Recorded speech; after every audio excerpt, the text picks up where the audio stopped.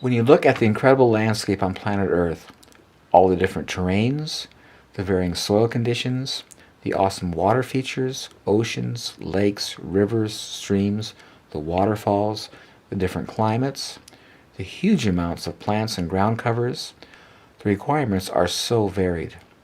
Can one fathom how big a project that was? When God designed the landscape project for planet Earth, He was so genius, He designed it in such a way He would never have to show up to work.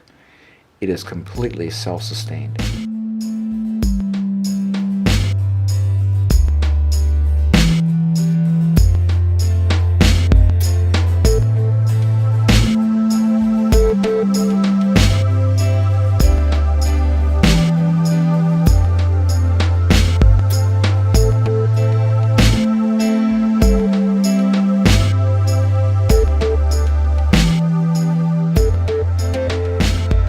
My name is Paul Galchi, and I was raised as a gardener. My parents grew all of our food in Los Angeles as I grew up, and I remember as a 5-year-old kid, my dad on Saturday morning waking us up and saying, well, we got to head off into the horse stables to get some horse manure today. So we went down to a rental yard and got a trailer and went to the horse stables and loaded up manure and came home and spread it out in the garden and spaded it in. And as kids, we wore shovels out, spading in heavy clay ground, mixing soil and having a garden. It was wonderful growing up because there's never any time we were hungry. We could go outside and pick fresh vegetables and fruit all the time. And down in California, there's nothing you couldn't grow. So we had it all year long. So it was really great.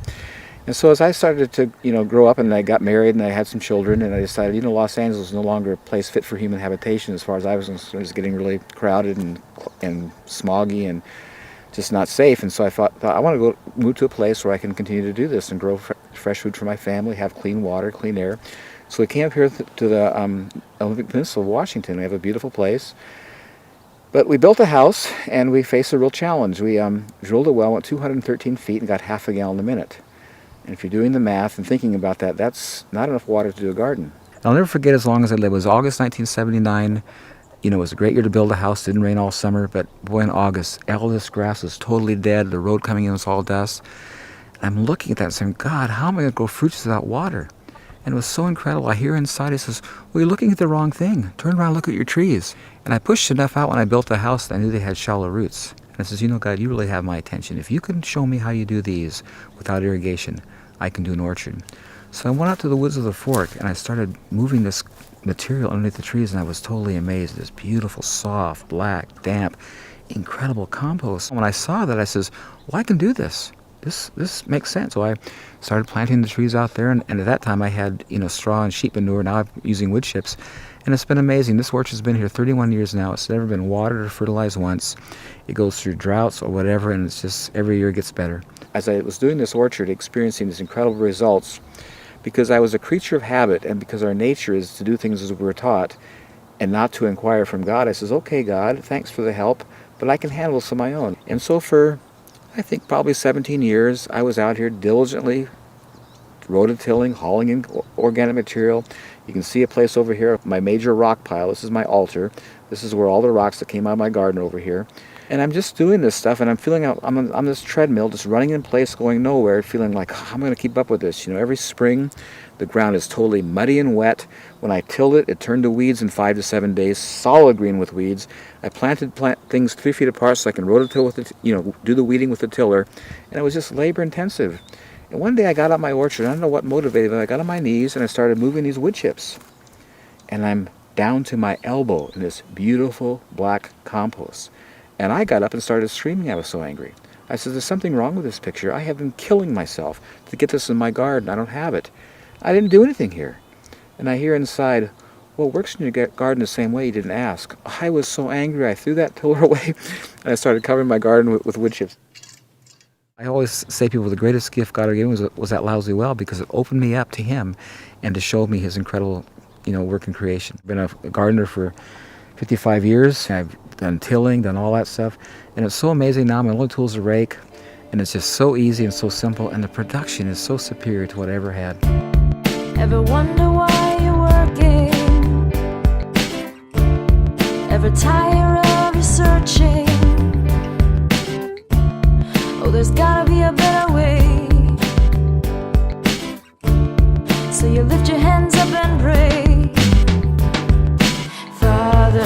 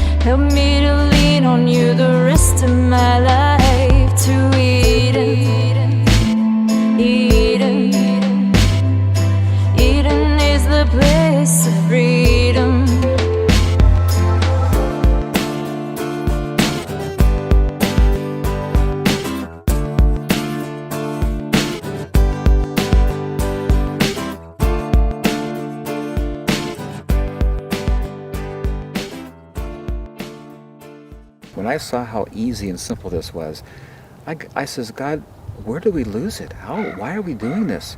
And it was so interesting. It took me right back to Genesis in the beginning. And if you look at in the beginning, when Adam and Eve were in the garden, they had this beautiful, relaxing day in the garden. And every afternoon and evening, God would come down and walk with them through the garden. And I'm sure as he walked through the garden, he would just share with them things that they saw in the garden that day about himself. Did you notice this?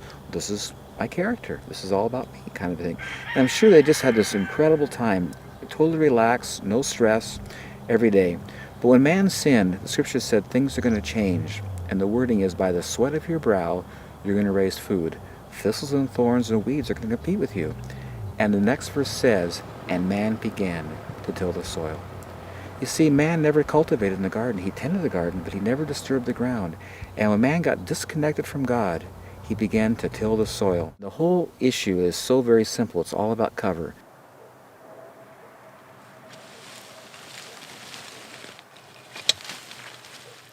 Nowhere in nature where man has not been do you ever see exposed dirt. That only happens when man comes and takes the cover. Everywhere in nature where man has not been, it's either covered with needles and leaves or grasses, but the ground is covered. And the reason is because the ground is a living organism. And as all living organisms, such as ourselves, we have skin to protect us. The animals have fur. Fish have scales. Birds have feathers. And the soil is a living organism. And God has designed it and made it so it's always covered with something. And when you take the cover off, it becomes vulnerable and it gets lost. And this is the thing that amazes me about us as intelligent human beings, how we don't see it, because we've been experiencing it for thousands of years in a negative way. We're all around us, all through creation. Everything's just growing beautifully with no work. And we work hard to fail. When we came to the Midwest here 200 years ago, there was 8 to 12 feet of beautiful topsoil. I mean, gorgeous stuff. And if you've ever flown across the Midwest, you look down at the ground, it's almost scary. It's just parched, cracked, hard, totally desolate, almost looks like desert. There's 8 inches of topsoil today because it's all blown and washed away, and they're still cultivating. This is not working, and we're losing topsoil. And topsoil in nature, it takes 100 years to build an inch of topsoil.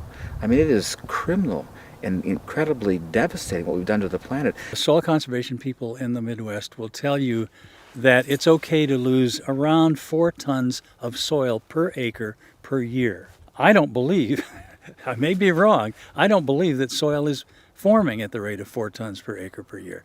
When the soil erodes, the organic matter erodes and all the nutrients that were in the soil erode, and that's just gone. It's just a resource that isn't there anymore. I found that if I try to help nature at any level, I mess it up. My approach now is just to look what it does and it says, talk to me, show me what you're doing, because I want to copy it, because it does it the best. I have 2 properties that I'm doing this on. This one here, the ground is clay and rock. It would be impossible to farm. It would be considered from the agricultural point of view as marginal soil. The other place I have is 80% rock, totally gravel pit.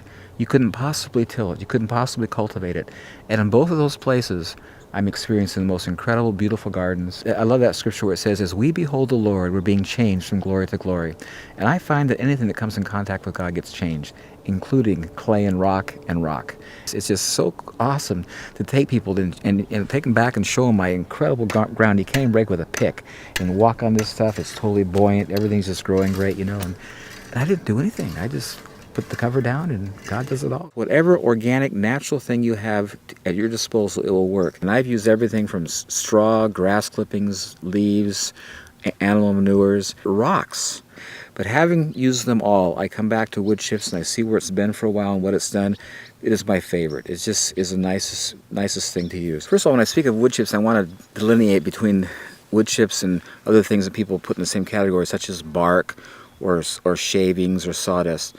Wood chips, when I say wood chips, I'm referring to branches that have been chipped. Branches of trees, which is about 90% needles and leaves, that have gone through a chipper or a tub grinder. You want to get it from the source, either a good tree service or someplace who has a good amount of it, and because the bag's just too small and too expensive. If you live in an area where you have local tree services, people that are trimming trees or taking them down, I would just get in the phone book and look for those kind of people, and that would be a great source. In most cases, to them, it's something they've got to get rid of, and so they're looking for places to get rid of it, so it shouldn't be a problem. Just this whole area gets filled. Just pack it in tight. As much as you can bring, man. I'll use it.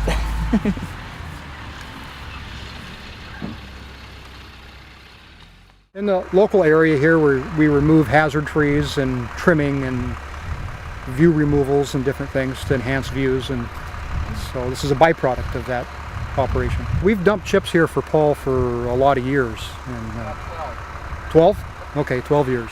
In Paul's case, this is so handy for us because the location, it actually saves us time. So we give it to Paul. It's handy for us to get rid of the material. So it's getting more and more common for people to call us wanting chips. The thing about mulch is pretty much in every municipality there's mulch available because someone's chopping a tree down, somebody's cutting a tree, somebody's shredding leaves. If we can try and get things that are as close as possible to us, maybe it's your neighbor that's chipping up a tree next door, then that's the best product for you. I'm an arborist. I prune trees for a living, and for me it's an art form, and I'm so thankful to be able to do it because it's a gift that I have, and it's just something that's just so pleasing and so pleasurable. You know, it's interesting that the scripture talks about pruning. There in John 15, Jesus is saying that I am the vine and you are the branches, and my Father is the husbandman. He's the one who maintains and cares for it all. And it goes on to say that he prunes the trees for what purpose? So they'll bear more fruit. And I love these things about God because they're so much bigger than I. When I try to figure that out, it makes no sense. If I'm cutting a tree, taking branches off, it would make sense to me from a mathematical point of view. I'm reducing its capacity to bear fruit. But God's saying he prunes so it'll bear more fruit. And it's just this incredible, beautiful illustration of God, how his whole principle is it's in giving you receive. And so with the tree, when you're taking stuff out of it and it's giving of itself, that process develops it and strengthens it and encourages it to produce more fruit.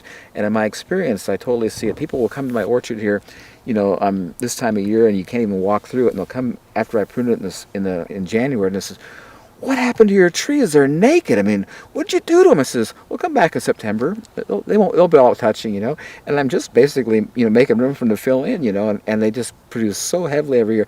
And it's amazing how much comes out. But they come right back and produce tremendously. And I'm finding, I always tell people, if you want a tree to grow, the most stimulating thing you can do to it is cut it. Cutting it will way surpass fertilizing, watering, anything else. Nothing compares to the effect of pruning.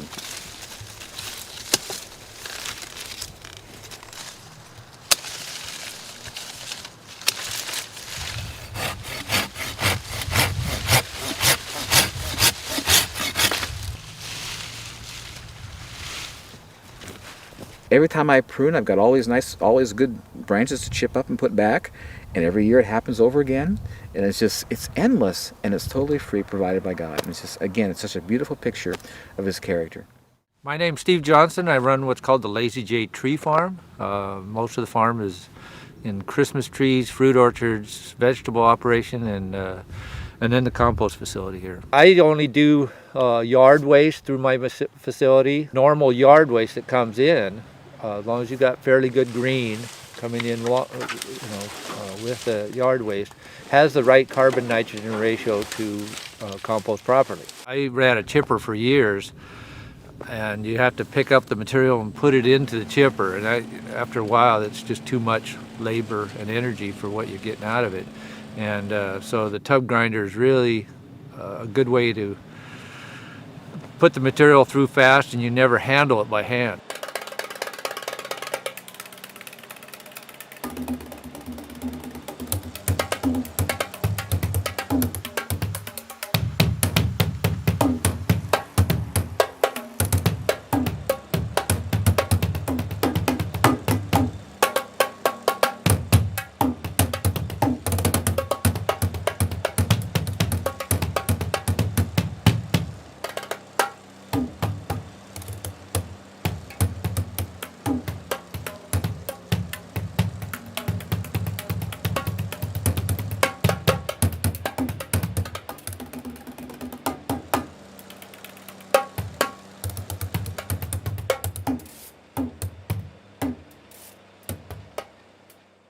It takes a lot. It takes a lot of material to farm with it.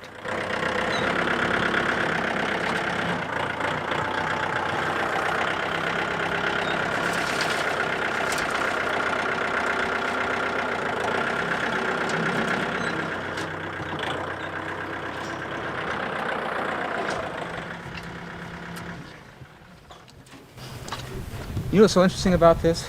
Track with me. I came across this revelation the other day. These wood chips, when the wind blows, don't move. No, they stay there. And they're lighter than dirt. Exactly. You track with that. That's bigger than me. And I love it. It's nature. It's so awesome how the creator designed this. I mean, there's no tilling, there's no digging, there's no... This is it. This is the only tool I need. Mm-hmm. Man, it is awesome. My roses love it. Everything loves it.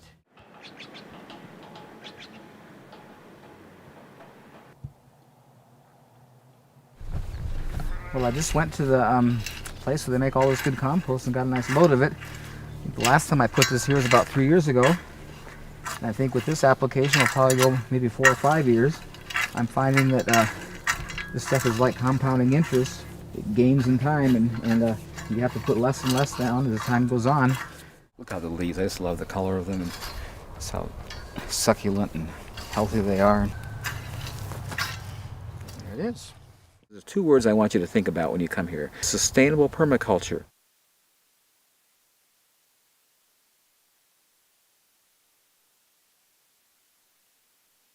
Everything you see here was created in nature for free, and it's renewable. It was for liberty Christ came to set us free. Everything about God is free and sets free. And I love that about his character, and it's so beautifully just, exemplified and shown in nature. This is just so freeing. And I love that scripture where he says, "Come unto me, all you who labor and are heavy laden, and I'll give you rest." Now you have to ask the question, why do we labor? And why are we heavy laden? It's because of the fall. He says, "Take my yoke upon you." And what do we use the yoke for? That's what we attach the oxen or the animals to some device to cultivate the ground. And Jesus says, "I don't do things like you. Follow me around and learn from me. My yoke is easy and my burden is light." And in this incredible environment, in this thing that God has created, he shows his magnanimous, awesome, giving, generous nature. And it is so beautiful in comparison to the man approach of tilling and putting back, constantly being on a treadmill running, never getting on top of it. All these wood chips just sit here. I don't do a thing. Anytime I choose to plant, put a seed in, it totally thrives. If I don't use it, it just waits for me and develops, richer qualities. And in the meantime, it doesn't blow away, it doesn't turn to weeds, and it just stays. Where conversely, anything that I do, if I don't stay right on it, maintain it, I lose it, kind of thing. I'm a slave to it. And again, it's just this incredible quality of God of just setting us free. What I find quite interesting is that the issues we have in agriculture, and I'll just list them: soil preparation, fertilization, irrigation, weed control, pest issues, crop rotation, pH issues, none of those issues exist in nature. And what I'm finding at my place, none of them exist here either. And I feel just so thankful to be set free from that.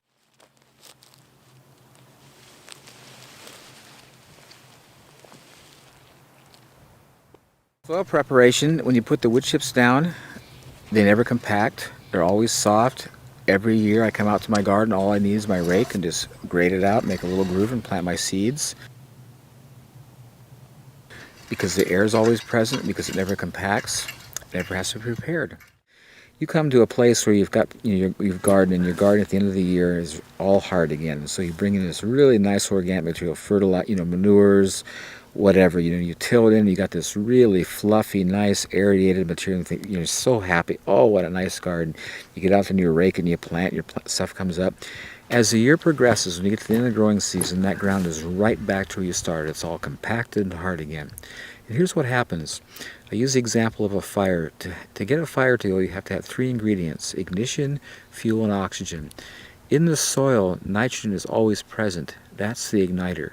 And when you bring in raw material, the fuel, and to get it there, air follows, it all burns up. You don't see smoke, but it all burns up. There's a number of different ways to use the material. If you take the raw grindings and mix it in with your soil, it'll rob all the nitrogen out of the soil to rot the wood or rot the material. So you don't really want to do that. So I tilled in these beautiful potato chip wood-colored orange wood chips into my garden last spring, and I wasn't too successful. My soil test says that I'm way down in nitrogen. Because I tilled those wood chips in, I tied up all the nitrogen in my soil. But now I know you never till this stuff. You just add to it. which was the mistake I made. So by getting the faith back and going back to what Paul has taught me, I think this is going to work because it just is simpler, right? Basically, what soil needs to survive is the same as us. It needs air, it needs water, and it needs food. It's a basic principle for all life. And so when you take mulch, for example, which is true in the forest, because there's not just one grade, like someone didn't go through and sift it and it wasn't always all coarse material or it wasn't all fine material. There's all what they have like macro pores. So there's all these different air pockets through the soil. And so what that does is it keeps the top part of the soil and even further down oxygenated. And so there's that oxygen available. The microbes and the earthworms come up into the soil, and then they can actually deal with that material and break it down. Normally when people think about mulch, they might think about what they call bark nuggets, which are just big chunks. It has to have different sizes of actual material. You have to have small grades, you got to have things like needles, you got to have things like chips.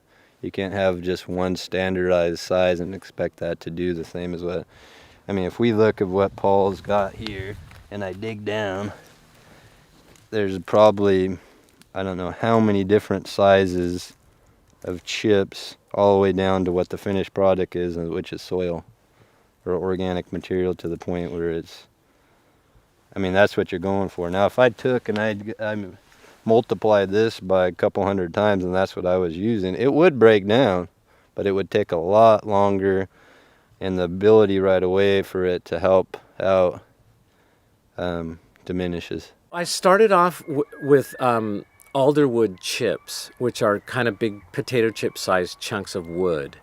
This has been here a year, and it hasn't broken down yet.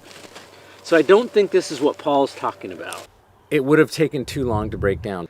And the other main thing that they're finding with a lot of different trees, grasses, plants, vegetables, compaction levels. A true healthy soil is not compacted, and when it does get compacted, it loses the oxygen, like those macropores we were talking about, and you get an area where it becomes what they call anaerobic, which means the oxygen level is too low for the microorganisms to live. We're dealing, as I said earlier, with compaction here on our farm, and certainly we're growing root crops to help alleviate that problem. What we're also doing is adding wood chips on top, knowing that they're going to break down slowly over time, create fines, and also work into this compacted soil. So it's kind of like a passive tilling almost that's occurring, which is a really exciting prospect to think that we don't need the heavy machinery or the heavy disturbance. We can just keep adding and it'll work itself out. I have used the raw grindings, and there's a number of people that do this, is just keep it on the surface. You're basically sheet composting, and it's more of a mulch than an additive to your soil. I have a tendency to compost between 10 months and a year. The compost itself, once it's composted, and then it's a screen material, you can use that several different ways. You can plant straight in it, which is, there's a lot of people who do that, or you can just leave it on the surface as a mulch. Compost does a lot of wonderful things besides just nutrient benefits in your soil, worms and beneficial fungus that's in there. You'll just see the plants just love it.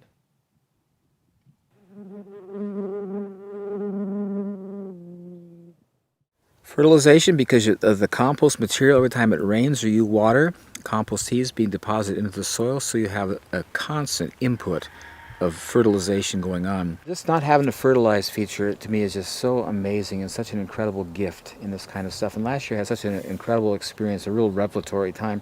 I had planted a row of spinach in the spring, and it came up really nice, and we enjoyed it. And I pulled it out and planted another one. It came up, the next one came up bigger and nicer than the one before.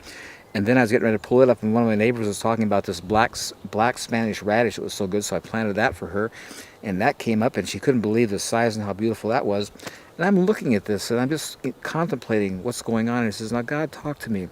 Every time I planted in the same row this year, each one was bigger and nicer than the one before, and I didn't fertilize. This is so opposite of what my experience is in gardening. Whenever I planted something, something was taken out, I had to put something back. And here I'm putting nothing back, and each planting is bigger and nicer than the one before, you know. And I hear him say to me, it was so incredible, in Romans 1, he says, the invisible attributes of God are clearly seen by the things he's made, so that no one has any excuse not to know God. And so I just started taking it in and says, God, what invisible attribute are you showing me here? He took me to Philippians where it says, and my God shall supply all your need, not from his riches, but according to his riches in Christ Jesus. And what he's saying there is that when he gives, he makes no deduction. He makes no withdrawal. He is the same. And he says this compost is illustrating that quality of my character. It gives, and it gives, and it gives. And there's no withdrawal. There's no negative. It just continually gives. And that's who I am. These leaves are falling down, and the idea is they're feeding the soil back. So they're done.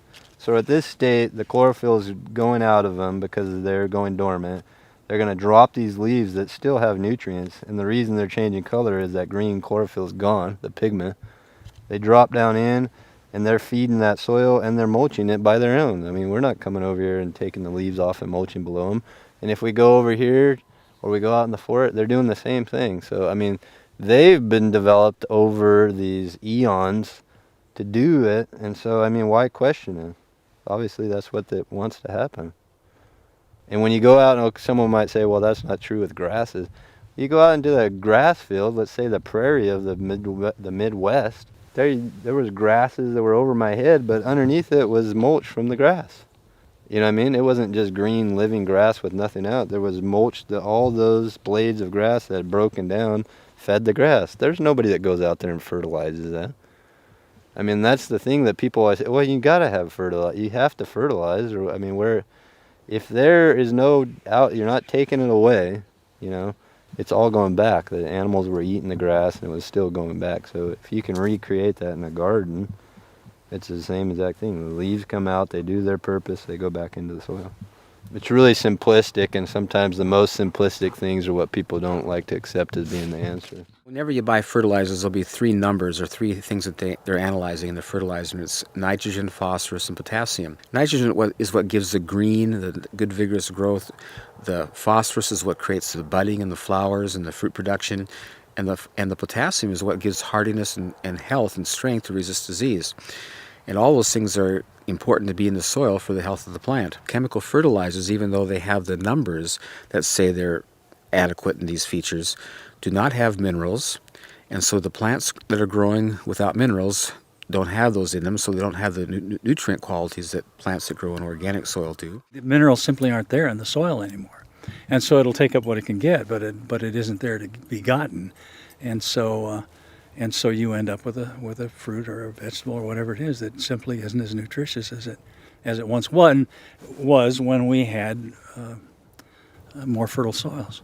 Just the sort of calcium, magnesium, potassium, iodine, those kinds of things, the things that aren't fertilized typically, as 30-40% reduction in what they were getting 50 years ago. That's pretty alarming, which is helps explain why food doesn't taste as good as it used to. It isn't as good as it used to. It's not as nutritious. I always go to that scripture where God says it's good for a man to bear the yoke in his youth. God's saying up front, if you're going to have anything of value, you've got to work for it.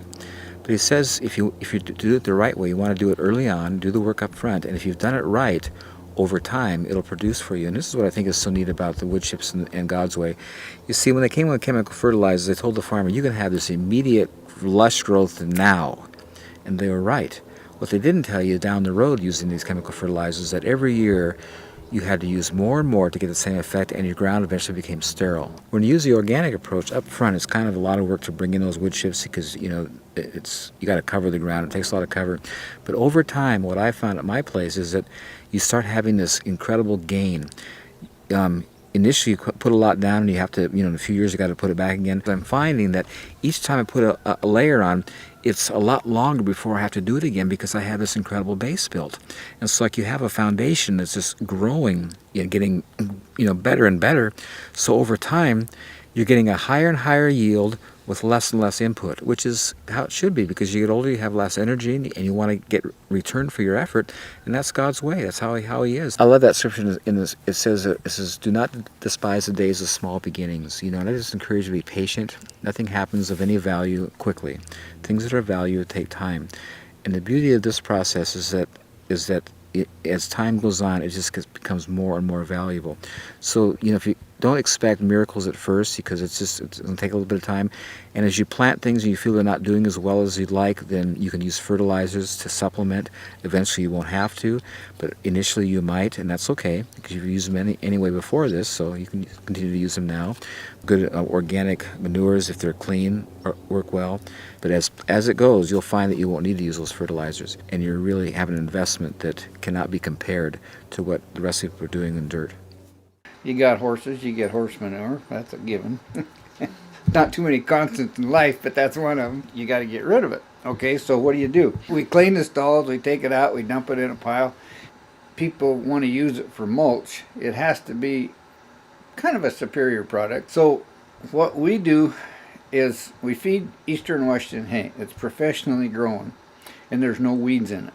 And that's really important, because weeds, the weed seeds will go from hay, will go through a horse's body unhatched, undeveloped, and come out, and you'll get weeds. We use fir and hemlock shavings, so they decompose very rapid, as opposed to using cedar, which decomposes or doesn't, very slow. And it's so simple, even I can do it. You just make a pile, and then I don't haul anything unless it's at least 6 months to a year old. In our garden up here, our experience has been you can plant right in it, because it's chips that have dissolved, as well as the manure and so on. So we've had really good luck that way. It would not be good in the garden without being decomposed with something else, That's a common complaint if you use straight horse manure. I'll go get some and show you a sample of it.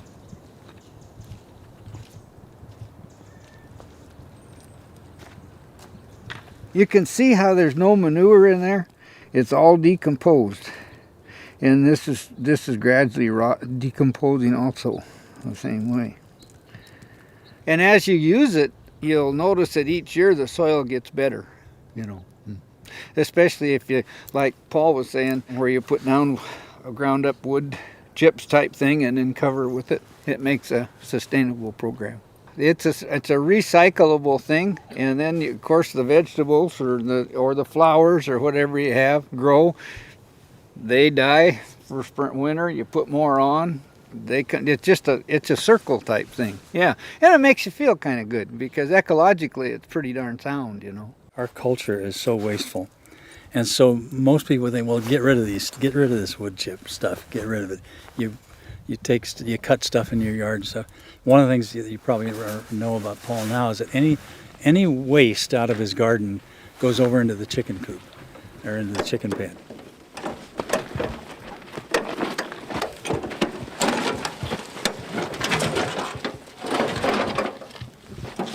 And then they eat it and munch it around and then poop. And then he brings that back over here and dresses it.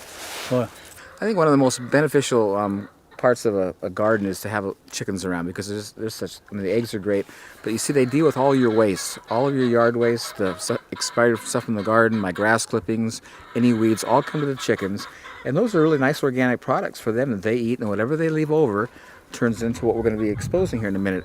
They're out here all day long just kicking. You can see all those little grooves in here where they've been digging in, and they're excavating. They're constantly picking seeds out, any bug kind of thing. So they're working this material. And as you're going to see shortly, I'll tell you, I've never seen compost so nice. This almost approaches topsoil. And this is such beautiful stuff. Anyway, I'll just show you how easy it is to get.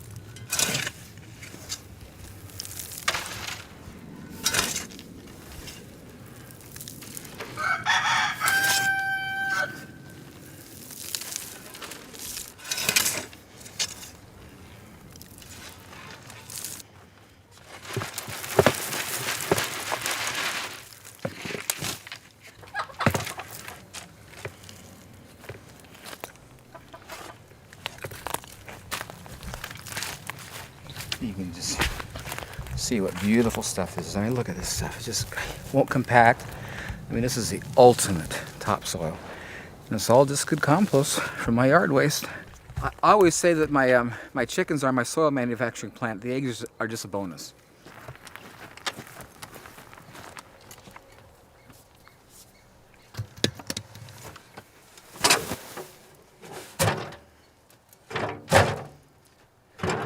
Look at this beautiful fine stuff.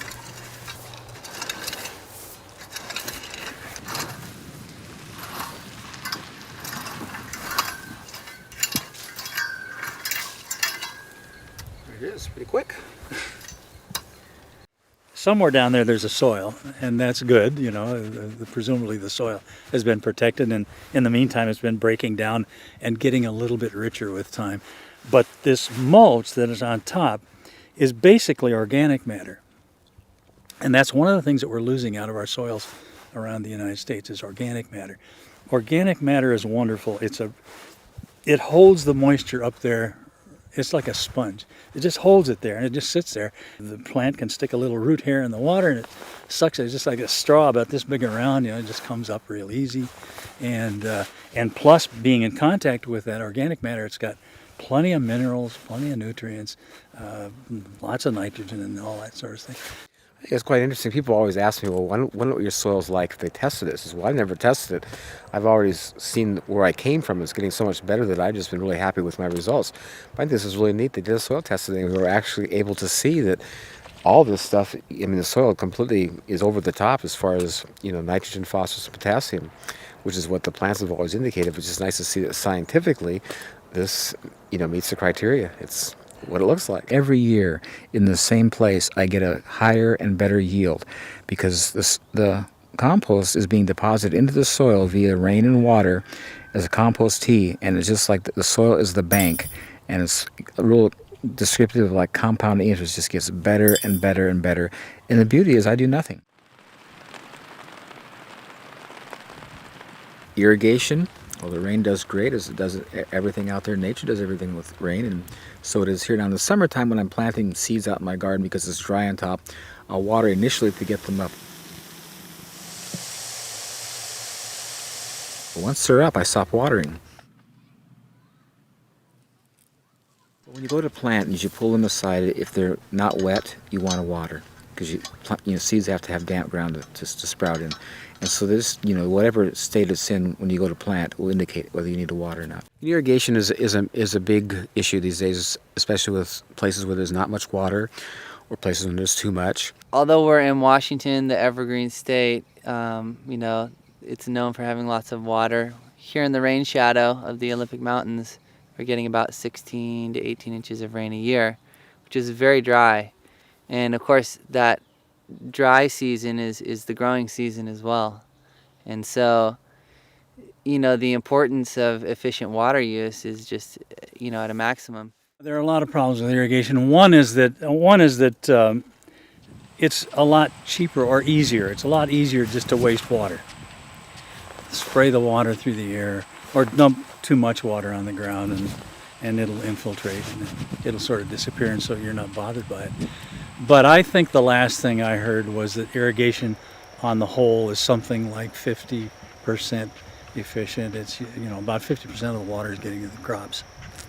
And now that water is getting scarce and we're running out of water in a number of places around the world, we're actually the North China Plain, for example, lots and lots of those farmers are going out of business every year. The idea that we can use wood chips and reduce our water use by 95 to 99% is just really exciting. That's something that my friend Paul has proven over the years, and something that we're doing here as well now. Even in the short time, we've certainly seen water holding capacity and growth attributable to the fact that we've heavily mulched a lot of our plants.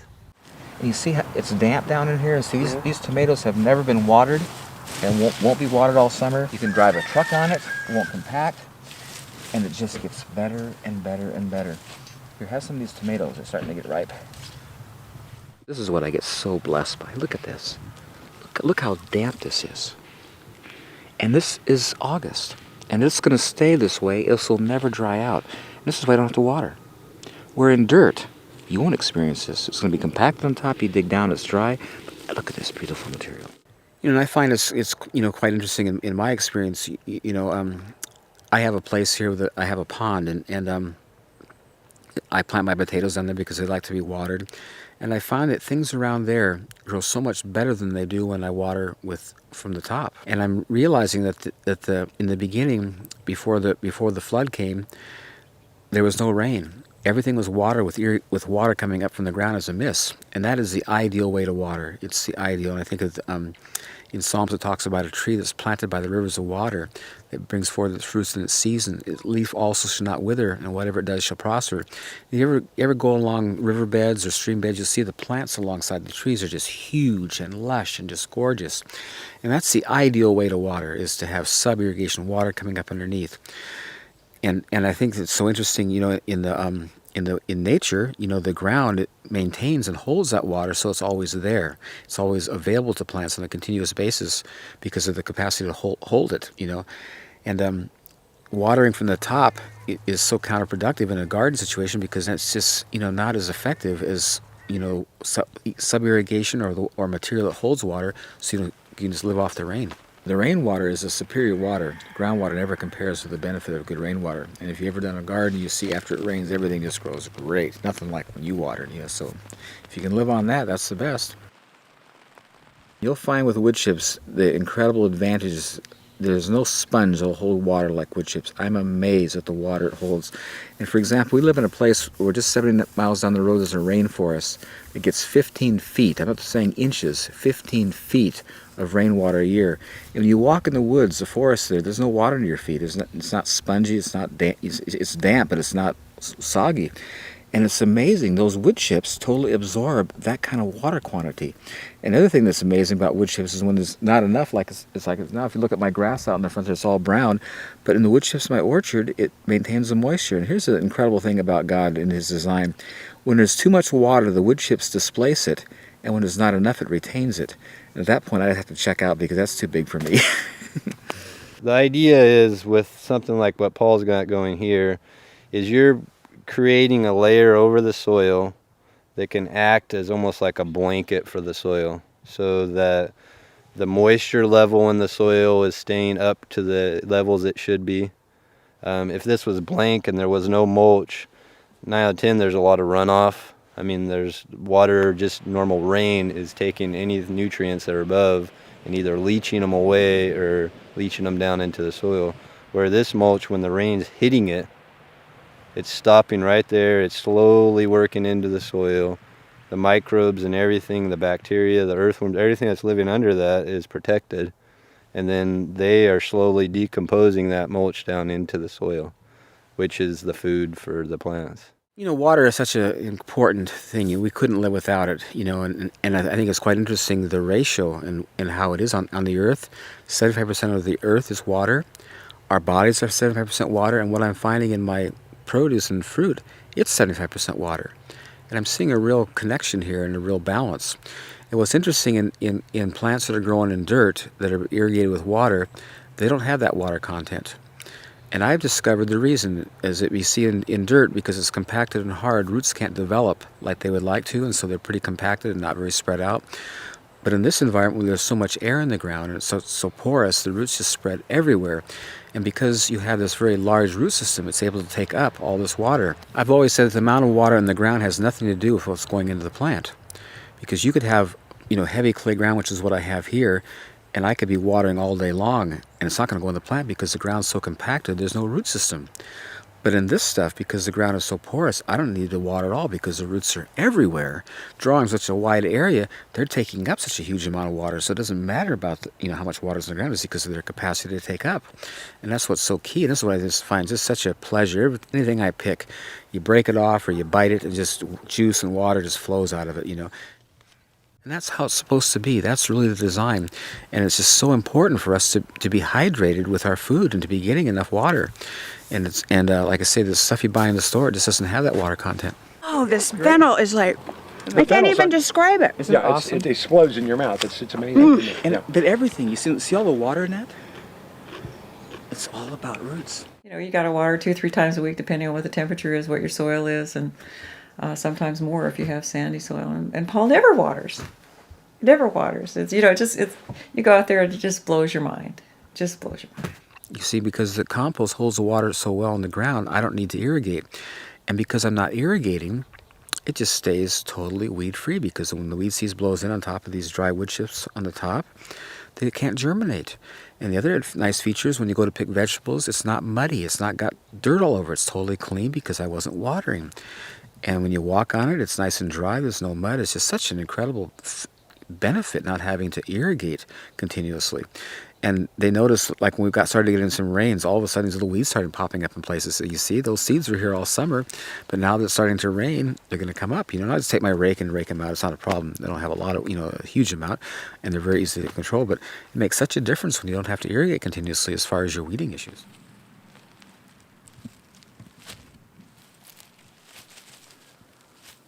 Weeds? Well, I have weeds. Weeds always happen, but because the ground is so soft and nice, I can just take my rake and just drag the rake through, and it uproots all the weeds. Or if I have to pull them, they pull out really easy. And it's kind of fun pulling here because I enjoy seeing the great root systems and just how nice everything does. So, and it's great. I call them salad green for my chickens because they just love it. It's just good organic greens. So weeds aren't a problem. Where in other soils, when it's got compacted, you got to really work to get those roots out. This stuff, they just come right out, so it's much, much easier. Weeds, I didn't say the weeds come up really good too. If you have weeds, it's easy to weed. Easy to weed, Easy right. to pull the weeds in this once you have a lot of this material. It's super easy to pull these things out. It makes your weeding a whole lot easier than what you're used to. But yeah, I mean, look at all those roots too. I'm used to things just breaking right off. It's amazing. Revolutionize weeding your garden. Isn't that great?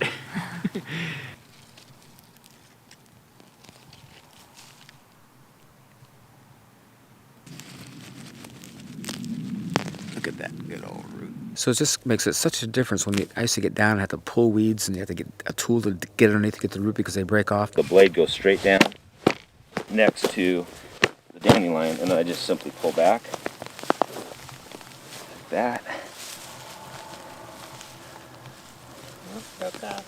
No, I got pretty much all of it. When I used to till this, it was just solid weeds. Blows my mind because it's just like this was the same space.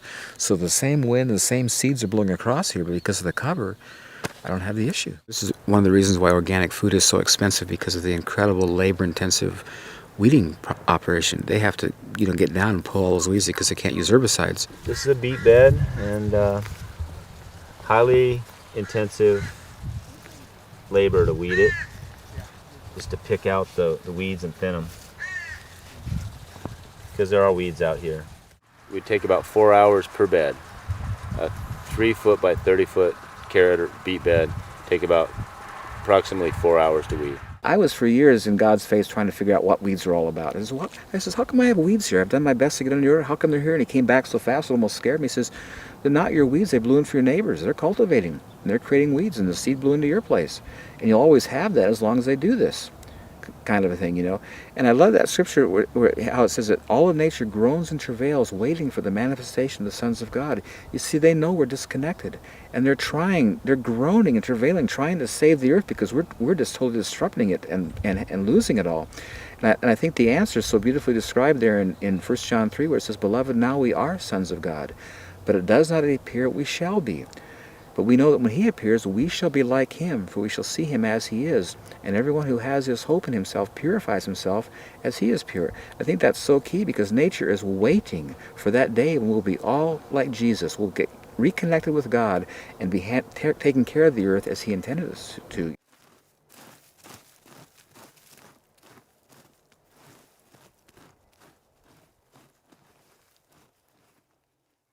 Occasionally pests will come in nature and will defoliate a few trees every now and then, but not serious enough that it causes any great losses, and nature always overcomes. I think if you follow organic principles, it's very rarely that your insect population, your negative insect population gets out of control. And of course, it doesn't matter if you spray organically, you're still going to kill beneficials, and so beneficial insects. So it's best to just deal with whatever damage you have and move on. George Washington Carver, when people would ask him how to deal with a disease in their tree, he would say, well, you don't want to deal with a disease. You want to get the tree in good health and vigor, and it'll take out the disease. I think that's such a true statement, and it's so true about everything. And if you'll get a real healthy plant, as I have here, I don't have any insect problems. If a bug bites into my plant, he drowns because there's so much water there. He just is infused with it, and he wants cellulose and fiber, so he goes somewhere else to find a stressed, dehydrated plant to eat on because he can't eat on mine because there's too much water. So if you have a healthy, vigorous plant, insects are not a problem. As plants became weaker because of chemical fertilizers, insects began to be very overpowering and would take out huge amounts of plants. And so they stepped up to the plate and created insecticides. What they didn't take into account was that the Creator designed everything in nature to be overcoming, and as these insecticides would come in contact with these insects, they would mutate and develop opposition to it, and the next generation, those insecticides didn't affect, and so it's not a problem. So they have to keep improving and strengthening the insecticides. Well, what's that has progressed to today is that the insecticides are so powerful, so potent, they're killing the plants. And so what they've done to solve that problem is now they're using genetically modified organisms where they're changing the DNA of the plant and putting the insecticide into the plant. And I don't know what, if you're following this, but this is not going to end. And if you just, it amazes me how people, think these days, if something is in a plant that's going to kill insects, it certainly can't be beneficial for my body.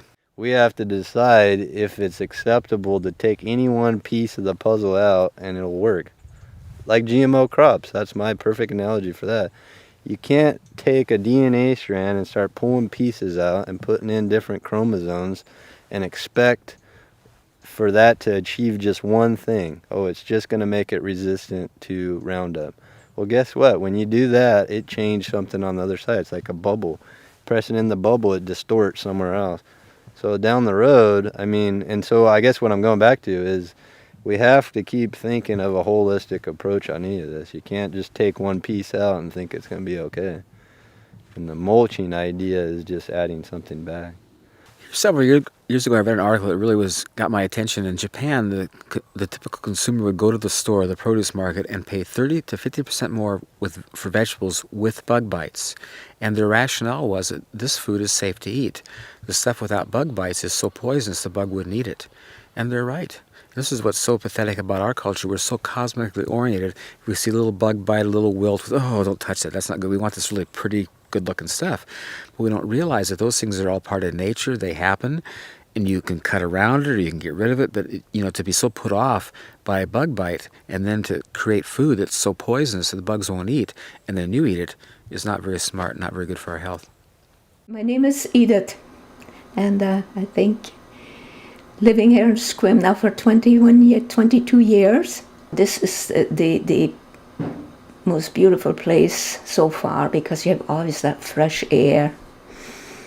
Sequim, and then the mild winter. Of course, the mild winter is also bringing along all the little pests that bother us, but Paul has found through the mulching, you have much less problems with the insects. Well, the thing about pesticides is that, whenever you use a pesticide, whether it's organic or inorganic, you're killing good insects as well as bad. For instance, when you have aphids, ladybugs come in right after to control them. And so my feeling is I don't want to kill them, I don't want to kill bees, and so I'll just live with the pests, for that period of time, and it's not a problem. Crop rotation. If you look at nature, plants go to seed and the seeds fall in the ground, and they do it every year, decade after decade, century after century, and there's not a problem. But when you cultivate and you have exposed ground, you've got to move crops around because you'll have disease issues and problems. I think I've got the classic example down here at my pond area, where it's a nice, good, low, wet spot. I've been growing potatoes now 16 years in a row in the same place, and they come out nicer and cleaner every year. Today we're going to harvest some potatoes, and that's one of my favorite fun things to do because it's such a pleasant, surface to be on.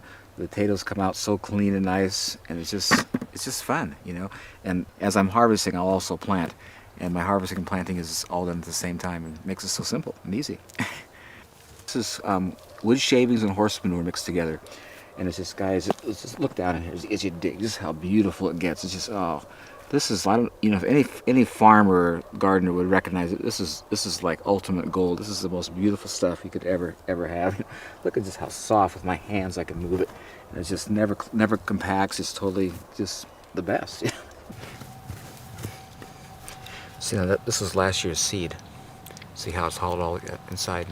See how much, you know, different that looks than that. You know. That was a seed I planted last year.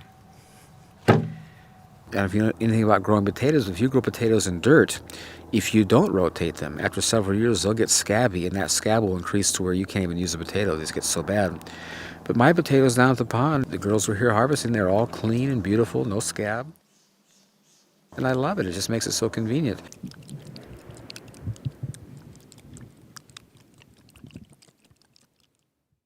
pH issues. You know, I have over here in my herb garden, I've got blueberries, which everyone knows is a very acid-loving plant. But right next to it, I can grow Swiss chard or cucumbers or anything else that's alkaline, and it does well too. So here I see again all those things that we work so hard to correct: soil preparation, fertilization, irrigation, weed control, pest issues, crop rotation, pH issues. In nature, it's just all beautifully done by itself.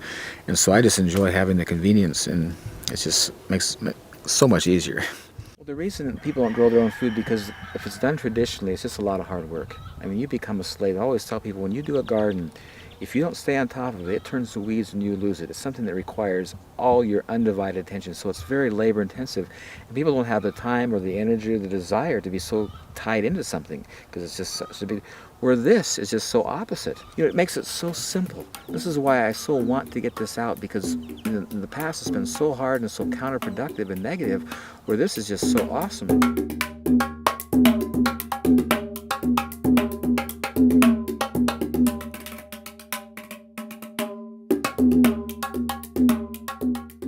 We're in Southern California, in the South Bay area of Los Angeles, in a town called Palos Verdes. Southern California only gets about 13 inches a year, even in a normal rainfall year, and we've had drought for the last 4 or 5 years. And what we've tried to do is find interesting California native plants and plant them around the garden as much as possible, and then more recently vegetables, and see how they do in this area. We've basically taken the existing soil, which is pretty dry, a mixture of adobe and clay and little rock, and added mulch as much as we can to make it richer. Certainly we hope that plants will grow more healthily and more readily with less water, and so that's kind of an experiment. This is actually soil that we've worked a little bit, but has lots of hard particles and doesn't work very well for plant roots. So definitely getting it more moist and adding some compost on a regular basis is important. In Southern California, it doesn't get terrifically cold in the winter, but it can get quite hot in the summer, and it's definitely a way to hold in the humidity and to keep the soil from drying out so much during the hot months. Well, just recently we learned about a source of covering through the Los Angeles Sanitation Department. They are taking the green recycled clippings and yard waste and those kinds of things, and grinding it up and making it available at I think 6 or 7 different sites around the LA basin at different times during the week, and just come and pick it up. So we've done that a couple of times now, and getting big barrels full of free mulch is great.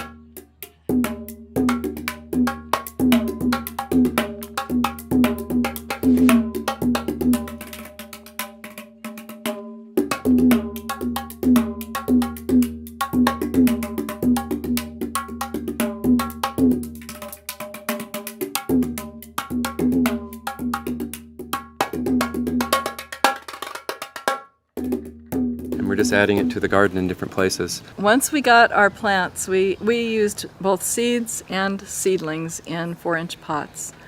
We cleared away the wood chips we had laid down on the original soil, just in an area big enough to dig the hole into the existing soil. Then we put the wood chips back once we'd gotten the plant established in the hole, and surrounded the plant right up to the edge of the stem with the wood mulch. There's no climate in which using a mulch isn't a good idea. It definitely enhances the soil. encourages worms and other beneficial insects and discourages the non-beneficial insects. Yeah, we've been pleased with the growth of worms in our garden. We have lots more worms just in the last 6 months because we've been also working on getting our own compost going, and that's like a worm farm, so it's great to add those to the soil. Easy to do, much easier than Very I thought easy. it was going to be. I work with middle school students, and it's a really good compliment to me to go out and just kind of work with plants and be quiet and enjoy watching them grow.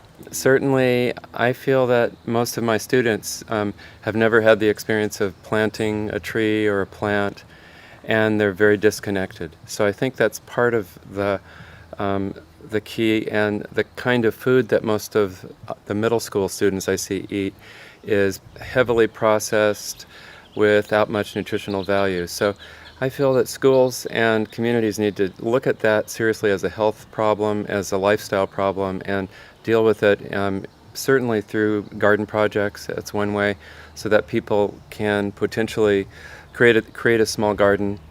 If nothing else, it's meditative and kind of a deep satisfaction knowing you've grown some of your own food.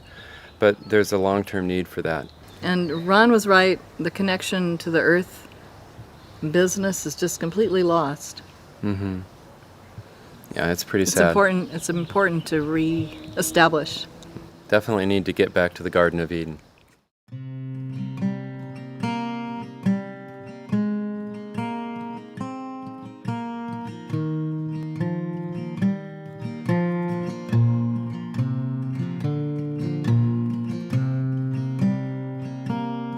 Hi, I'm Diane McComber.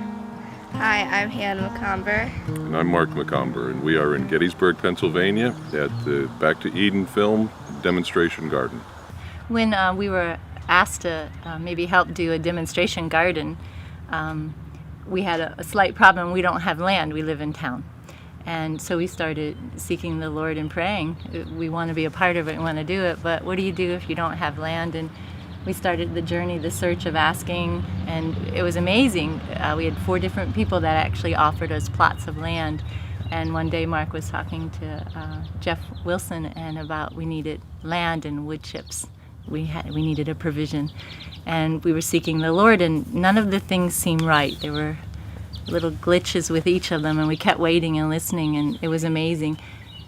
Jeff said, I have land, you can use the churches. And that's how we actually got to have the demonstration garden here at Heritage Assembly of God Church.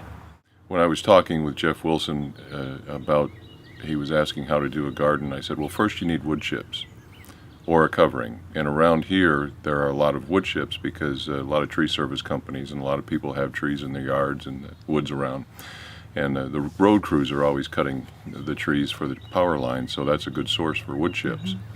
And he said, well, I have a pile of wood chips. And I said, really? Maybe we ought to do the garden there. He said, fine with me. So this is where we ended up doing it. And he did have a pile of wood chips about 2 or 3 years old that they were making a walking path around the property. So we got permission and used those wood chips, and we laid the garden down. Getting more wood chips has been a little bit difficult because the tree service companies, they're more than happy to deliver them if it's convenient for them. And it just so happens that here, this site is on the way home of a tree service company. So if he's got chips, doesn't have another place that wants them, if the homeowners don't want them, then they drop them off here. To lay the garden down, the first thing is to go through and dig out all the thistles, and we found even dandelions and goldenrod and things like grapevine can be a problem. So if you have those things, to dig them out is very helpful. And then find a source for some newspaper. And we found a source for free newspaper at the local rescue mission. Gave us all the newspaper that we needed, an abundance of newspaper, and we laid it out. And we're blessed in that it's wetland down there, and everything just laid down, and that was to kill all the weeds and the grass that was growing underneath. And the newspaper, we put it down about 2 to 4 layers thick, Mm-hmm. and it seems like it really needs to be 3 or 4 layers thick. And where there wasn't newspaper, there were weeds. There were weeds coming through. And the beauty of it too, when we laid the newspaper down, Grandma and Grandpa were here, and Hannah was here, and Sarah and Dana. It became a whole community family thing. It was of laughter and fun. We got the newspaper down, and while somebody held it, somebody else would take a wheelbarrow full or back the truck around and just take a fork or a shovel and sprinkle it on the wood chips until we could get the wood chips on there heavy enough. And once the light film was on of wood chips, then we could put the covering on, 4 to 6 inches deep. The first year is really best. Beyond that, it's going to make it difficult for your plants to grow. For not being gardeners, our first garden's kind of rather big. It's 100 foot by 40 feet. And again, the Lord just provided a provision for us. My brother owns a, what's it called? Front end loader. Front end loader. And he came and he really helped us a lot. Thanks, Steve.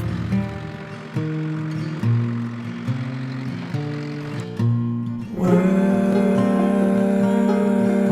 the soil with your hand.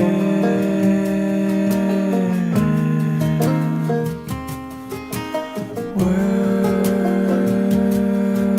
the soil with your heart.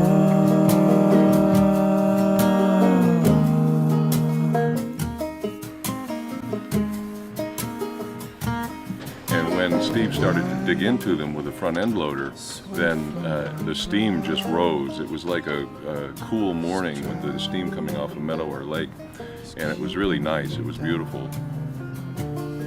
I shift my eyes to the sky, where I know my hope will be found. Thank you.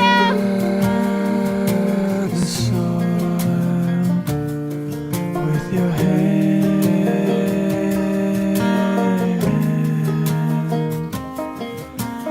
work the soil with your heart.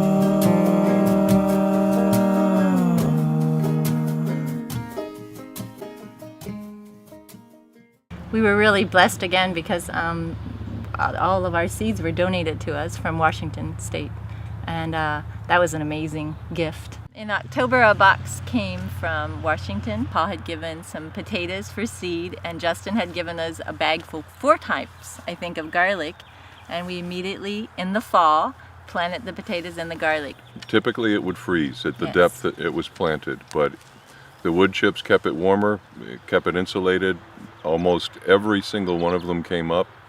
So yeah, it worked. When we were planting the garden and while things were germinating and coming up, it was so exciting to see these plants come up, because it's like we are going to have a garden full. We're going to have a produce department full of harvest. Yes. Yeah, we're going to give vegetables all over the community. And as time went on, it was a little bit discouraging because things came up and then they stopped growing. And I didn't know why. So that's when I put the fertilizer on. And they grew a little bit more, but then they stopped growing and actually went to seed. And the reason for that was because we were growing in the wood chips instead of in the soil underneath. And we can tell in the places in our garden where the plants, the roots actually got into the soil versus stayed in the wood chips. Because where they got into the soil, the plants did remarkably better. It didn't take very long before we realized we needed to do some fertilizing. One of the organic materials that's the best for nitrogen and for fertilization with wood chips is dried blood. And so we put a couple of 17-pound bags on at different times. And that did remarkable things for the plants. The dried blood worked better than anything for organic nitrogen fertilizer. As far as this garden, I think what we would have done differently would have been just to put about 4 inches, 4 to 6 inches of wood chips down, and then part the chips and plant in the ground beneath the wood chips. And that soil really does get prepared pretty quickly by the wood chips. It softens the ground up pretty quickly. When I moved the wood chips off in one area, I just took my finger and I began to dig. And in no time, I was down 2 inches really easily. And then in the yard, just off the wood chips, I started to try to dig, and I was, really stressing my finger to even break the grass, let alone break the soil. So it really does make a big difference. We have a friend that offered they have half an acre between their house and the neighbor's house that it's just empty. There's nothing on it at all. All they do is mow it. So he offered it if we wanted to have a garden there, or anyone else wanted to have a garden there, I have wood chips delivered there, that would be a site that we could do. So we set up another garden there, and the first thing we did, of course, was check for the thistles, and it was has been mowed all along, and there were no thistles, so we put the paper down. Then we put about 2 or 3 inches of mushroom soil down on top of the paper.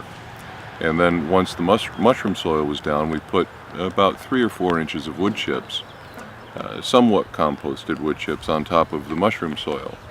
And then over that, a dusting of less than an inch or less of cow manure that had been composted. And then that was all that we put on that. Newspaper, and then mushroom soil, about 3 or 4 inches, and then 3 or 4 inches of wood chips, and then just a dusting of an inch or less of cow manure on top of that.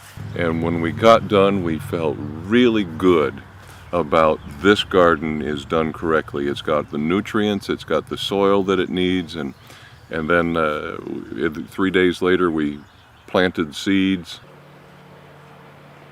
And here it is a week later, they've all come up, everything is germinated, and we have things growing. And so Father's Day, best Father's Day of my life, we planted the new garden. When we planted in that garden, we moved the wood chips out of the way. We did not plant in the wood chips. We planted in the mushroom soil that had the nutrients and used the wood chips as the covering. When you plant in the soil and they get big enough, then you side dress them with the wood chips. So that's what we'll be doing when they get big enough. So it's looking really good. It's growing really well.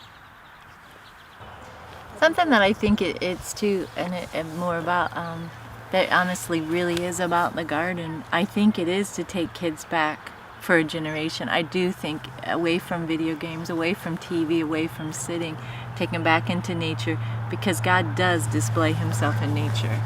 You cannot look at a seed and see the miracle of something coming out of it. We watched as the beans were coming through the ground, and the seed was still on the sides, and the little green plant was coming out through the middle, and we watched it in amazement. And you cannot not have a lesson about God at that moment for a generation. Just to see God. I mean, that's why I believe God started Adam and Eve in a garden. We're back to Eden Organic Garden. I'm Johnny and I'm 5 years old. My name is Hannah McComber and I'm 9 years old. I'm Natalie and I'm 7 years old. And we are the Kids Garden Patrol. We've learned that ladybugs are, actually they eat other bugs and they're good for gardens. Whoa. What did you find? Ladybug. What's your favorite bug? Ladybug. Why is ladybugs your favorite bug? I don't know. Because what do they do in the garden? They eat the other bugs. Whoa! There she goes. And these are bad for gardens. They eat the leaves. Why do they eat the plants? Because they're hungry, I guess. Get off of there. There's a fat one. What I like about this garden is that whenever you're weeding, it's very easy to weed. All you have to do is just pull it out, and it usually just comes out all the roots and everything. And we have friends where they had a garden, and it wasn't with wood chips or anything, and they tilled the soil and stuff, and it was really hard to pull their weeds out. You hardly could pull them out at all. And I think that's cool that I can pull the weeds out really easily. I wish that all children could learn how to do a garden and teach their children when they get older. I like coming to the garden. I like coming to the garden too. I like coming to the garden as well. We like doing it together. Bye! I think that for the future, I mean, absolutely, the health benefits of eating what comes out of the garden is going to be immeasurable. But also, I think that times aren't going to get easier, they're going to get harder.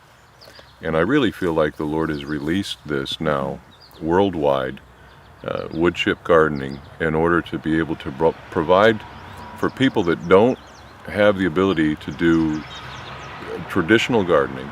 They don't have the equipment, maybe they don't have the space, they don't have the understanding of how to do traditional gardening.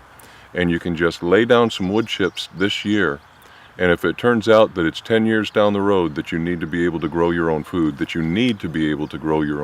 like in the days of the Great Depression, then your garden is ready. And I really feel like that's a major aspect of the Lord releasing this at this time. He's released it in enough time for people to get things ready that they need to get ready. Don't have to be in a panic about it, but to be intentional about it and to do it. Some of the spiritual lessons I think that we learned from doing the garden, or at least that I learned, was that God always speaks to you in the garden. It's amazing, the dialogue.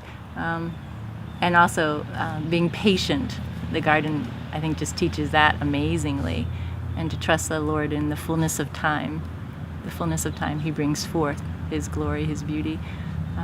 Fun lessons like the seeds, to trust, even when you're planting them. One of the first dialogues I felt like the Lord had with me with the seeds was that they might not all germinate, but you still plant and just trust Him. There was beauty in that for me, with even just the spiritual connection with that. Was we live our lives. We just plant, and He does the rest. I think one of the main things that I've learned from the garden was that, we really did receive a seed from the Lord about wood chip gardening, the covering, and was very excited about it, and then wanted to just move on it quickly, and having to have patience to wait on His timing as to where it's going to be, how it's going to be, and then things coming up. He plants the seeds, but the things come forth in His time, and He's put the seed in us with this, and things have come forth only in His time. You can't force it. And every time have tried to make something happen, like getting wood chips or getting a vehicle or equipment to move the wood chips, it's just you have to wait on the Lord, because it's His time, and He made such an emphasis over that it became so clear that if you're working too hard, you've stepped out of His rest. So just let Him do it. He puts the seed, it'll come forth.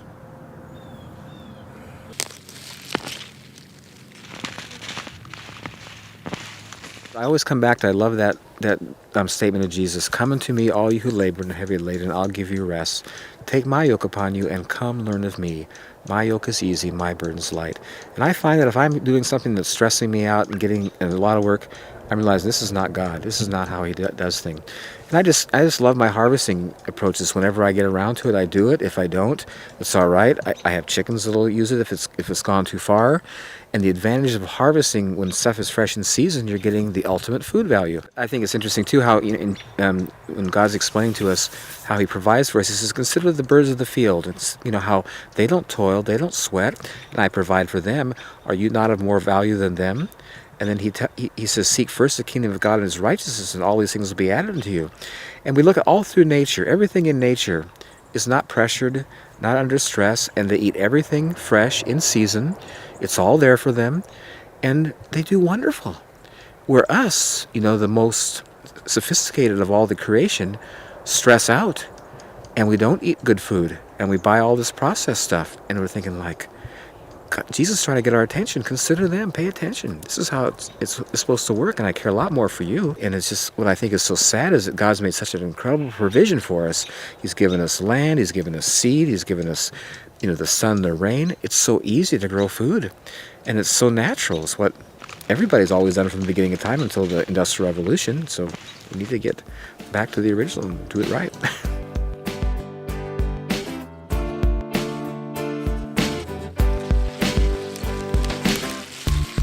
Ever wonder what's this longing whispering at your heart for the thing that you were meant for, but you don't know where to start? Father, can you hear me?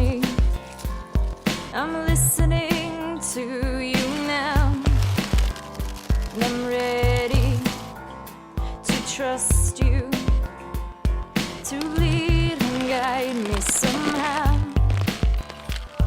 The creator of the universe concerns himself with me. He's passionately revealing his coach of love and of peace to Eden. Eden, Eden is the place of freedom. To Eden, Eden, Eden is the place of freedom. Yeah, your yoke is easy and your burden is light. Help me to lean on you the rest of my life. To Eden, Eden, Eden is the place of freedom. Apples, the enzymes that cause them to ripen don't happen until 7 to 10 days before they get ripe. So all the apples that you're buying in the store, they're picked green, and the enzymes aren't there. They just don't show up. They look nice, they have nice color because they did the nitrogen fix and it looks good, but the enzymes that cause them to digest are not present. And so when you eat that apple, your body has to go salvage enzymes somewhere else in the body to digest the thing. So instead of this being a nutritional plus for you, it acts as a negative, and it's not really good. When the apple falls off the tree, it's usually pretty ripe. This is what I love about this arrangement. The trees are pretty low to the ground, and the ground is soft. When they fall, they don't bruise. And the other advantage is that, you know, in harvesting, you see when they harvest apples all at once, not all apples on the same tree are ripe all at once. They come on at different times, and then some are in more of a shady place, so they don't ripen as quick.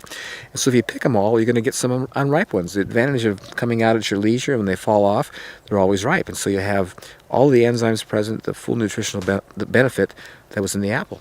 Depending on what it is that you're growing, the nutrition comes with the color.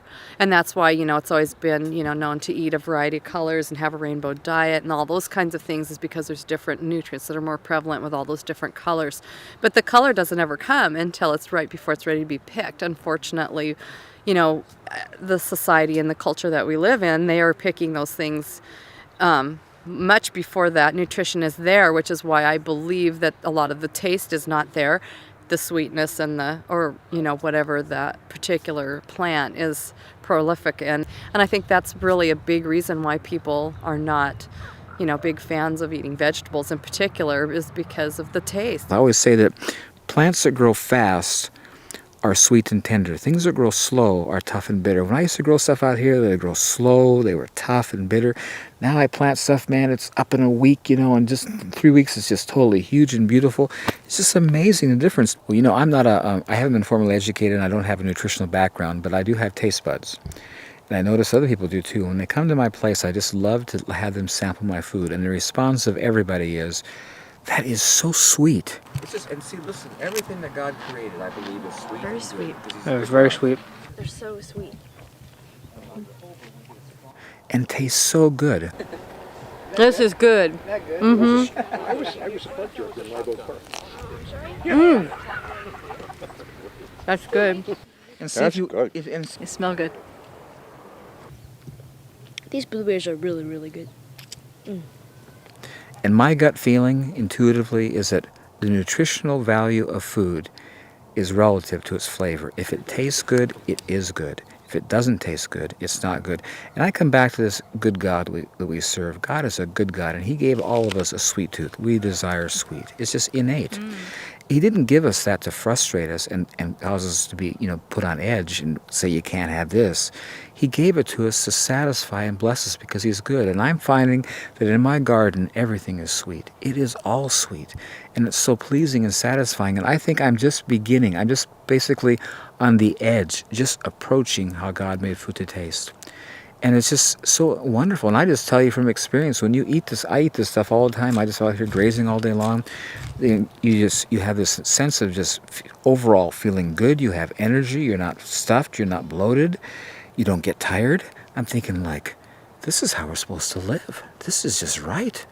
And it's a result of eating this live food, fresh in season. And so I can't, you know, come from a scientific place to analyze why this is better than store-bought, but I'm just telling you from how I feel and the flavor and the comments of everybody else according to the flavor that I know this is way over the top. Everything I've been eating is just delicious. It's amazing. It's packed with flavor. It just feels like it's the best food. It's so great. Sweet, juicy, delicious. This is the advantage of not watering. Amazing. This fennel. Isn't it delicious? Isn't that amazing? How sweet it is? I mean, if you could get that in a Well, what I can, have in my yard isn't like that. No, because look what it's growing in. My And this dumb is my finger. point. It's minerals that give flavor to food. And all of our soils today are so deficient because of chemical fertilizers, because of erosion, Yeah. that minerals aren't present. But this stuff is just totally rich. Well, this is the answer. In everything, man. It's like over the top awesome. What I find interesting too is back in the 60s when they would analyze potatoes, for example, they had large amounts of vitamin A, vitamin D, all kinds of things that aren't in potatoes today.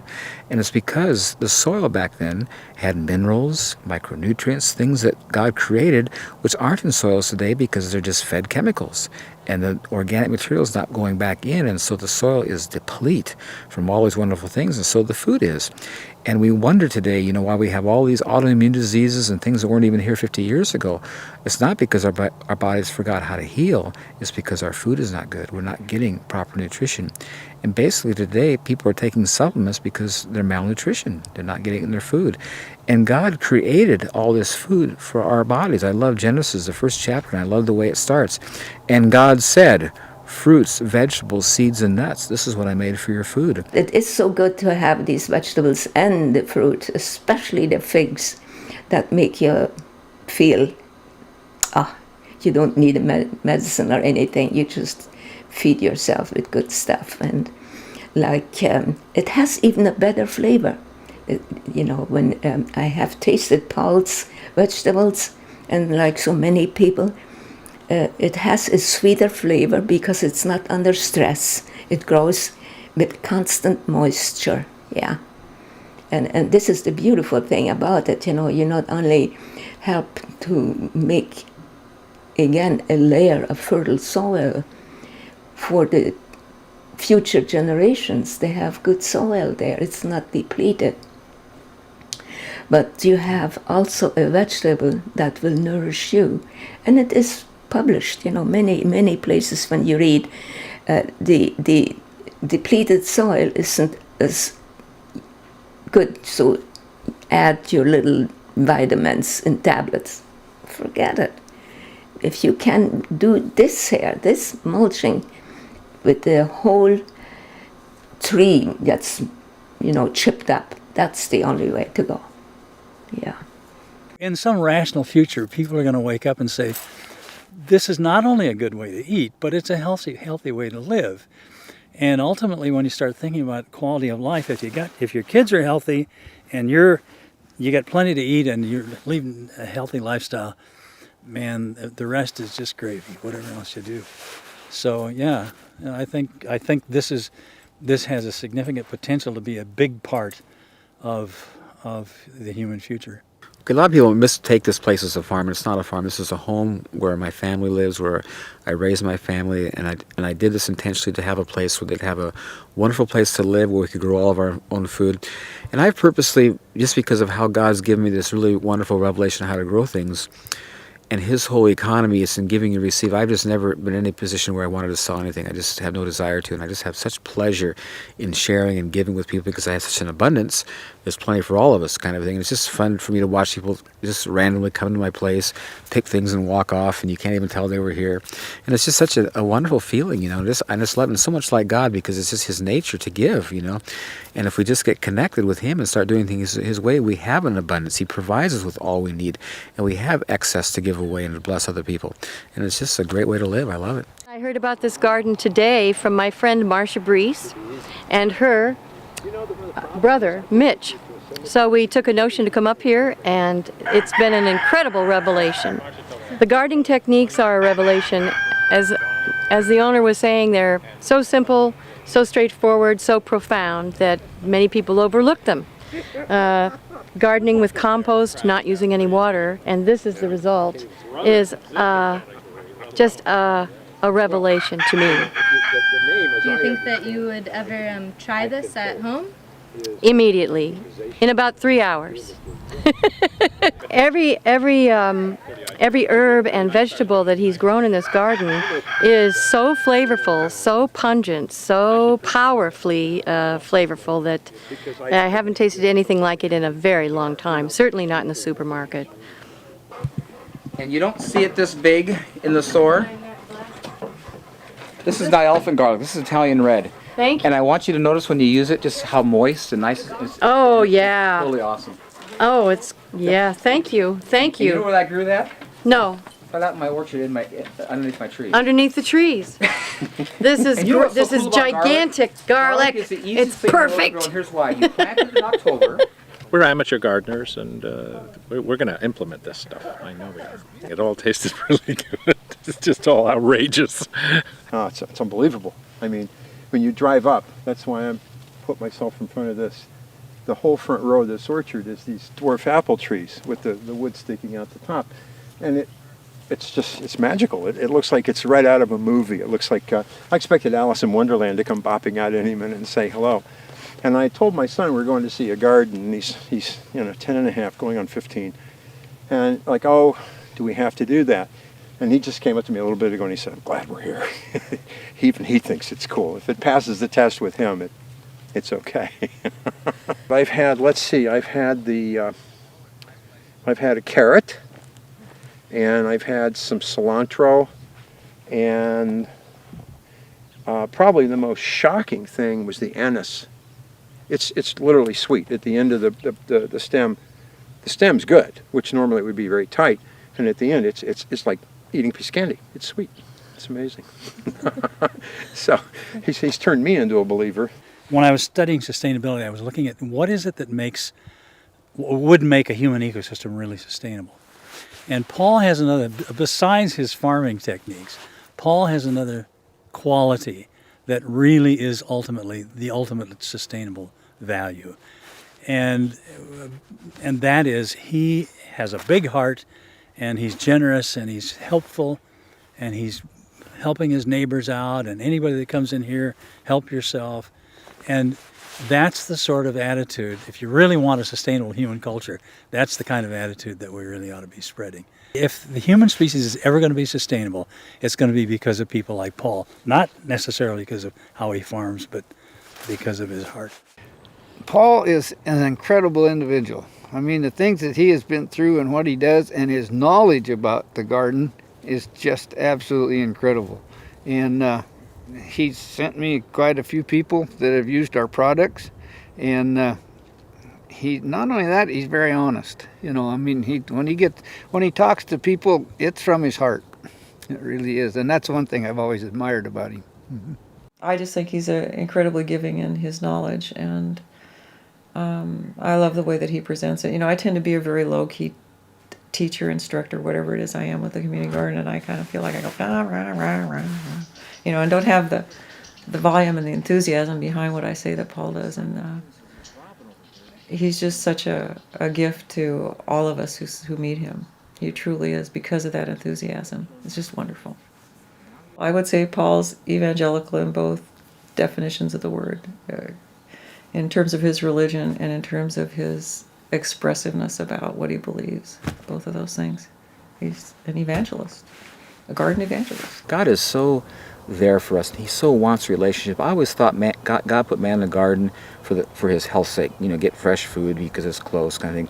But it's way more than that. It's about relationship. And when you're out in creation, if you're just semi-paying attention, you're hearing and seeing God. I love, you know, Psalm 19, the heavens declare the glory of God, and the earth shows his handiwork. Day into day utters speech, and night to night showeth knowledge, and there is no speech or language that that voice is not heard.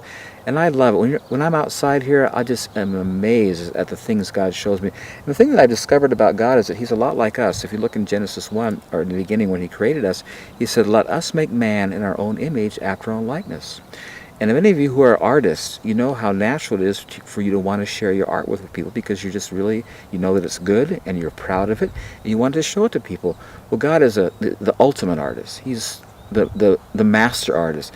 And he's very proud of his artwork, and he likes to talk about it. And I find when I ask him questions about nature, he just is right there. Yeah, and let me tell you this, and let me show you this. It's just awesome. What I find so interesting about God's creation is so in line with the Word of God, because he's the author of both, and the creation and the Word are saying the same thing. They're revealing the beautiful nature of God and showing his handiwork, and they're totally synonymous, and I love it, because whenever I'm hearing from him, the Holy Spirit always brings scripture that verifies and validates what he's saying, and I know who I'm hearing from. I love the scripture. You know, Jeremiah says, "Call unto me, and I will answer you, and show you great and mighty things you don't know." And then the verse in Proverbs, I think, is just so helpful. It says, "Trust in the Lord with your whole heart," and he helps us to remember where our heart is. It's not here. He says, "And lean not on your own understanding." He says, "Do not try to figure it out. And in all of your ways," and what does all leave out? "In all of your ways acknowledge God, and he'll direct your paths." Very simply, God's saying, he says, listen, when you have issues, ask me and trust me in your heart. Don't try to figure it out, and I'll show you what to do. When I come out here in the garden, I'll have issues and stuff, and I'll just ask God. I'll just give you a neat example. One day I had a bunch of people over here, and the guy noticed my potatoes over here, and he says, "Well, how come you don't hill your potatoes?" In a typical garden or farm where you have potatoes, because as potatoes grow, they expand and they'll come to the surface. And when they surface, the light will hit them and turn them green and makes them toxic. So the farmers have to keep hilling up dirt to keep them covered, you know. I looked at my potatoes, and this is, well, the first answer that comes to mind is I don't need to, but I'm not sure why. So when I'll go in tonight and I'll ask my mentor and I'll get back with you. So I go in the house and says, "Now God, how come I don't have to hill my potatoes?" And it was just so beautiful. It was like he took me underground and showed me a potato develop. He says, "Watch this potato, because the ground below it's compacted and it can't move down. As it expands, because dirt is heavy, it falls off the potato and the potato comes to the surface. And for that reason, they have to keep hilling dirt over it to keep it covered. But in your wood chips, because they're light and they're totally intermeshed together, when the potato expands, the wood chips just lift." And I looked at that, and I love his responses. "And remember, I told you I did this so I wouldn't have to show up to work. Healing potatoes is work." And I just started laughing. Yes, God, you're so awesome. I always tell people when they question, whether this will work someplace, or it may work for you in a small place, but you couldn't do it on a big scale. It says, or they have questions that they can't fathom. It says, you know what the issue is here? You haven't taken into account an omnipotent, omniscient, omnipresent God who holds all things together by the word of his power. That's awesome. When you take that into account, there's no issues, and he's demonstrated. This is what I love. All through creation, it's demonstrated. It's not like this is hard to do. He's showing us in everything in creation how beautifully he does it, because of his incredible, all-powerful, all-knowing, totally all-present capability. And I love that word. He holds everything together by the word of his power. Awesome God.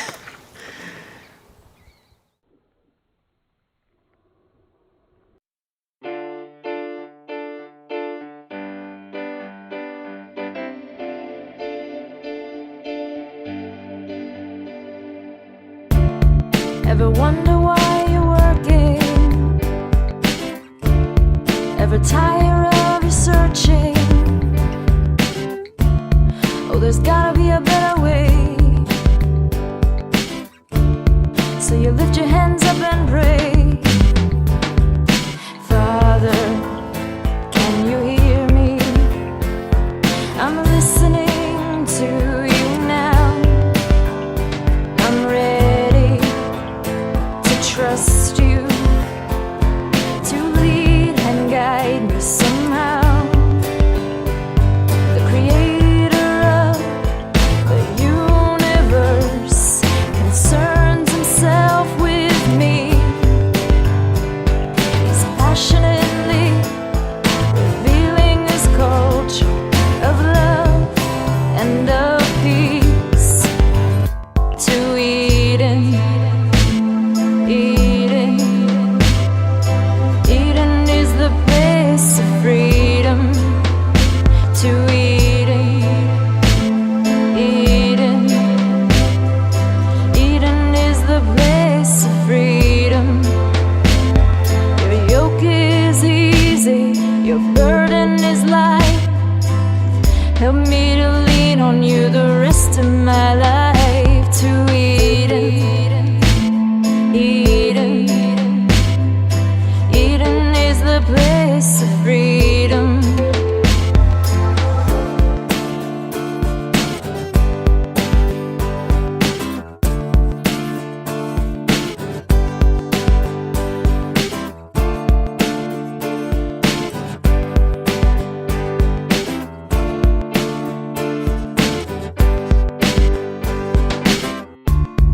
Ever wonder what's this longing whispering at your heart for the thing that you were meant for, but you don't know where to start? Father, can you hear me? I'm listening to you now, and I'm ready to trust you to lead and guide me somehow. The creator of the universe concerns himself with me. He's passionately revealing his culture of love and of peace to Eden. Eden, Eden is the place of freedom. To Eden, Eden, Eden is the place of freedom. Yeah, your yoke is easy and your burden is light. Help me to lean on you the rest of my life. To Eden, Eden.